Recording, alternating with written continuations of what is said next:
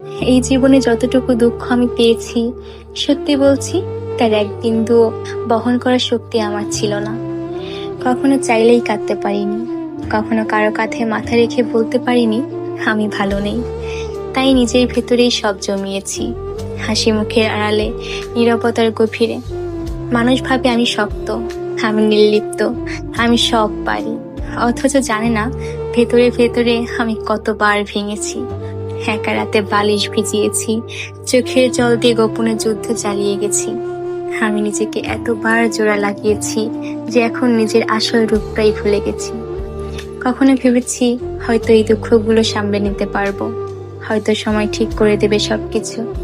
কিন্তু বাস্তবতা হলো আমি আয়ত্তের বাইরে দুঃখ ধারণ করতে করতে এখন নিজেই ধ্বংস হয়ে গেছি। এখন মনে হয় আমি আর আমি নেই, আমি কেবল এক ভাঙা মানুষ যার ভেতরে অনেক কথা জমে আছে, কিন্তু শোনার কেউ নেই। সবাই বলে খারাপ সময় সব সময় থাকে না, সময় ভালো হয়ে যাবে, কিন্তু কেউ বোঝে না সময় শুধু ক্ষত তৈরি করে, সেগুলো শুকায় না।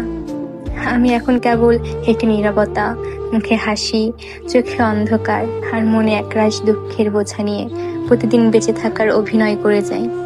আমি ধ্বংস হয়েছি, তবুও মুখে বলি আমি ভালো আছি।